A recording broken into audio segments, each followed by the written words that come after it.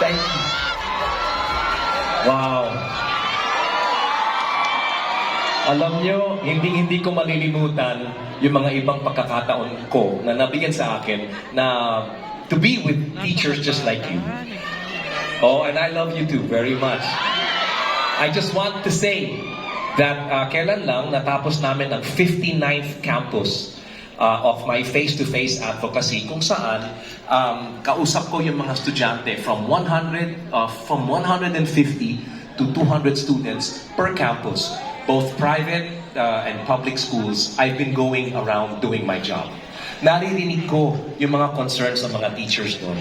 And you are representatives of those. But before I do this song, before I do my first song, I just want to share with you na in the next maybe 3 years, I'm going to come up with a book of some of the outstanding stories in my life. Can I share with you 2 stories before I do this? Because the 2 stories are about teachers like you. I was not a very easy student to deal with. Okay? I was mischievous. I would not smoke. I would not drink. I would not cause trouble. But I would do other things to make my other classmates laugh at me. At nakita to ng mga teachers ko. So, studying in a private school like LaSalle Green Hills, I thought that I could get anywhere and I could have everything. Until one of my teachers, in English pa, lumapit sa akin. His name was Mr. Villanueva. And I remember I was about grade 7 then.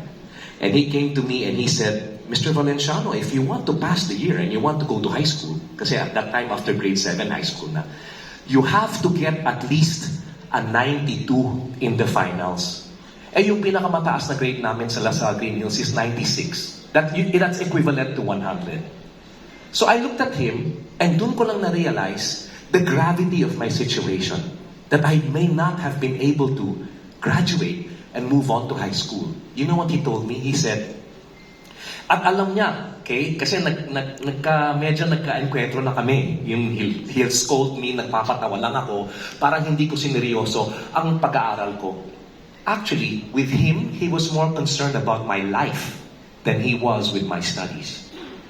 So he took time and he said, Mr. Valenciano, if you're willing to spend time with me, 1 hour for 1 week, maybe it can help you, because if you don't get a 92 or above, you repeat grade 7.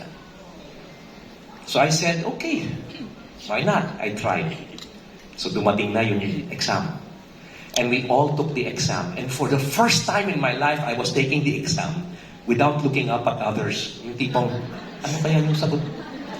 Walang ganon. I just was confident that I was taught not just in the right way, but I was taught with passion for a teacher who saw my future somehow.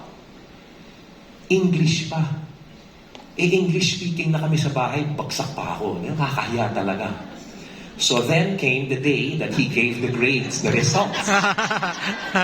Okay? Results came in. And there he was. Umengan. And then Valenciano. So I got my card.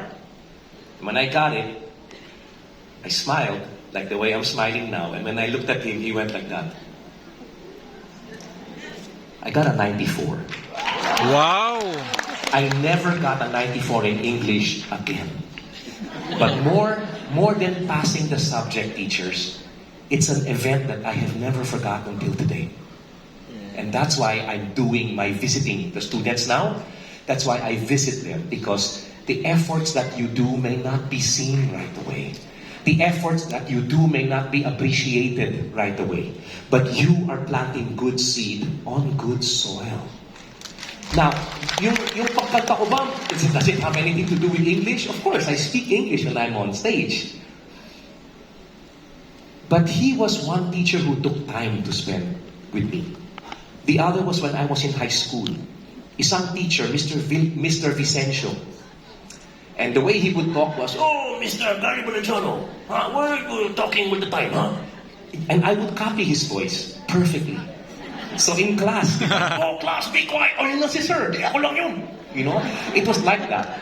It had to do with What? It had to do with theorems and angles and I don't know if that was algebra or geometry. Geometry. I was failing in geometry. I had a line of 7 in geometry. And I had to pass it with flying colors again. He did the same thing. I was in third year high school. Sino bang I was in third year high school. And my teacher, Mr. Villavicencio, did the very same thing. He said, spend time with me. 1 week, I'll teach you. You know what else he said? He said, sayang, in that voice of his, alam mo, sayang kasi.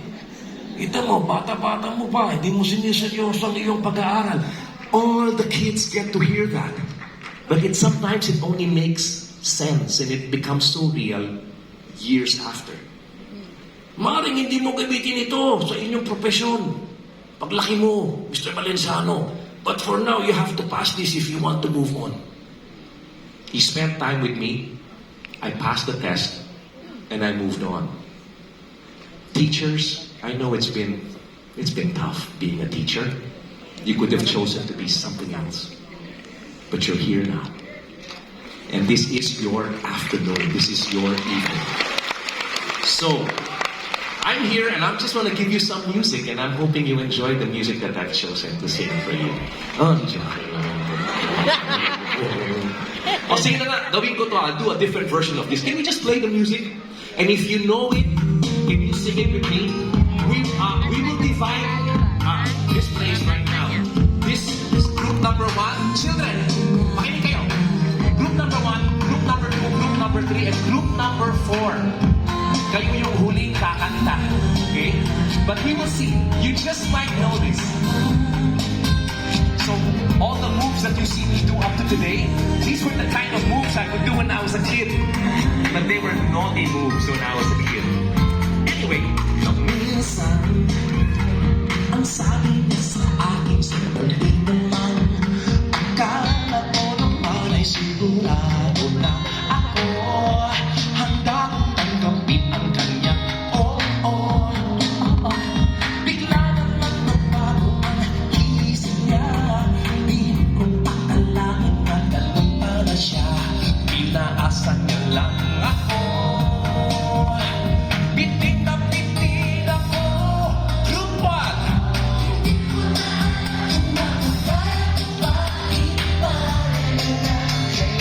Are you music teachers?